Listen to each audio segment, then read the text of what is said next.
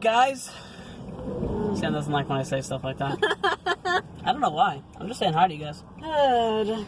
You know, I must have delivered, realistically, I probably delivered almost 100 units so far since I've been in this company. At least. Probably more. Had my first breakdown today. We are currently, as a family, all sitting on the side of I-80 East right now in Indiana, 33.9 miles away from the yard. That I picked this truck up from. I was just driving, and then I started smelling something sweet, and I was like, oh, that's got to be antifreeze.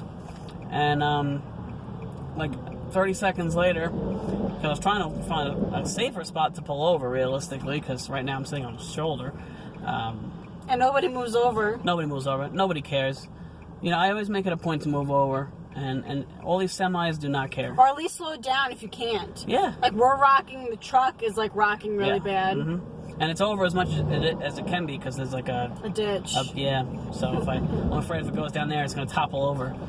But yeah, so I don't know what happened. It looks like water exploded. I'm not sure if an antifreeze line blew or what, but the whole bowl that holds the extra antifreeze, that's all drained. The whole radiator is drained. So I was driving, and so I started smelling it, and then like 30 seconds later, I smell a thing came on the dash, reduced engine power, something like that. And he was ahead of me.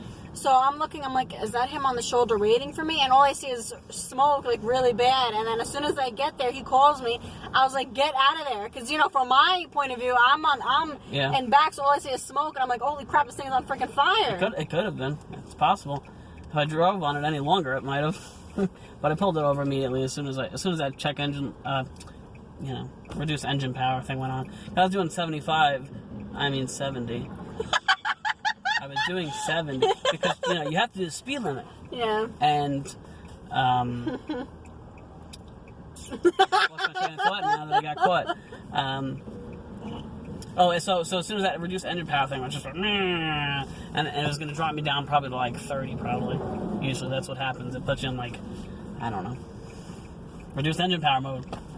So here I am. I'm sitting here on the side of I-80. And this is the highest paying load. Oh, that's another thing. That's what really sucks. So supposedly in July, I'm not sure if it's the weekend and everybody just kind of drained the load board, or from what I heard in July, but I think this is only for RVs, which I don't really care about because I don't transport RVs because Camping World sucks. And it takes 3 hours to check a unit, and I just don't want to deal with that. I just want to drop the truck and go. And this truck that I have is like a Cintas, is a Cintas, but it's like a FedEx truck style. They walk around it real quick. They start it, you know, and they check the taillights and headlights, and sign the paperwork, and I'm out of there. Yeah. I'm out of there in under 5 minutes. It's very simple, very easy. They pay more than RVs per mile, so why not do them? Oh, and they're way better on gas. So I take those. I kind of forgot my point now again. I'm just overwhelmed. I hate this. I don't like sitting on the side of the highway. Again, these semis and cars. There's no loads for us to do. Right, that was my point. The load board got drained, I guess, or from what I've heard in July, all the RV manufacturers stopped making the 2019 models, and they start making the 2020 models. Although I know for a fact that I've driven some 2020 RVs already, so I don't know if that's the real reason.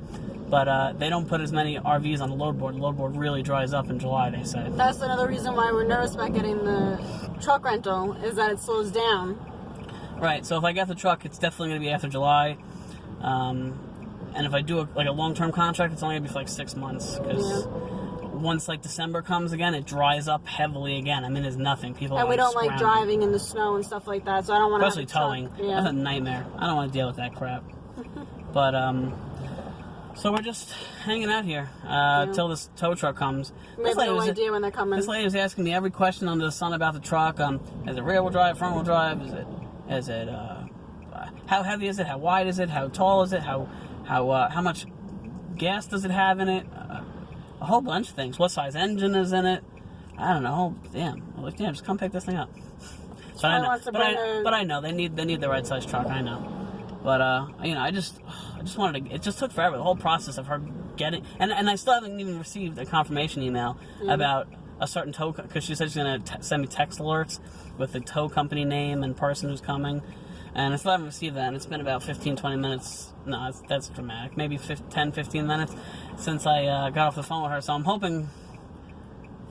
I don't know. If we were able to just leave, I wouldn't care. But we have to sit here and wait for the tow company to come now. Yeah, my company wants me to wait, which I understand. They want to make sure it doesn't get towed or damaged or looted or whatever. So, But I do not feel comfortable on this highway. Guys, if you're driving on a highway and you see somebody pulled over, please move over if you can, or slow down.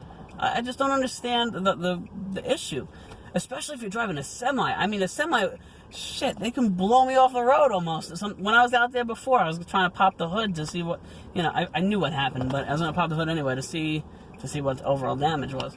And this semi came by, man, and blew me to the other side of the truck. And I'm not exactly a lightweight toothpick. I'm more like a fat Jell-O cup. So... yeah, that's what I'm doing right now. And I wasn't feeling good this morning, so I was like, oh, let's just stay another I should have listened to her. I should have just damn stayed. But I was like, no, because there's no good loads. I mean, there's a couple loads. They're going to Wisconsin. They cost a ton of money in tolls. Ridiculous. And they're only paying like $300. It's not worth it. And after gas, which is like almost $100 for this thing. And I'm like and her, 25. her car, she's like 25. It's just not worth it. I'd rather just spend the $45 at the hotel and just wait till tomorrow and hope they upload new loads. Yeah. So I don't know. I hope they upload more tomorrow. I really do. But this is my situation. I guess in this next clip that you'll see, I guess I'll update you guys. Let's see how long this tow truck takes to get here. Yeah. I'm watching. Oh, you guys got to watch this. I like Howard Stern, and my subscription to Sirius Satellite Radio ended. Because with this new car, I had a year? Oh no, 6 months. So it ended. So now I'm annoyed. But I really like listening to Howard Stern. So they have a movie. What is that movie called? Private Parts. Private Parts. It's called. And it's all about his life and how but it's an actual movie. It's not like a documentary, which I like. And it's all about how. It's funny. And it's very funny. And it's about how he, came to be. So I'm watching that. So that's what I'm gonna be watching after I end this video with you guys. So if you haven't, check it out. It's a really good movie. I recommend it. Yeah. Alright guys, we'll see you in a little bit. I'll let you know what happens with this pile of junk. Long story short, don't buy a Ford. No, I'm just kidding. I like Ford. I don't know what happened with this truck. I've moved almost 100 of these units and I haven't had an issue. So this one must have just been a lemon. I guess it happens. Alright guys, anyway, I'll see you in a little bit.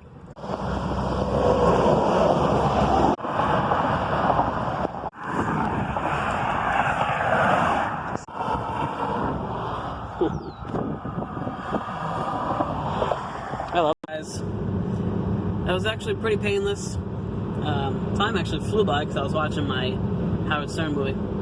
So I didn't really notice the time dragging, but it took about an hour for them to get there. The guy had to go switch trucks out because he didn't have a big enough truck to tow this one. So we had to wait a little longer, but it wasn't a big deal. Tow company was very, very nice. Bill's Towing and Auto Repair, I think it's called. But they were very nice. They were quick. They had to disconnect the drive shaft to tow it. They did that really quickly. Gave me his business card, told me where the truck will be till tomorrow, and then they bring it to whatever repair facility. Since today is Sunday, they can't drop it off anywhere because everything's closed.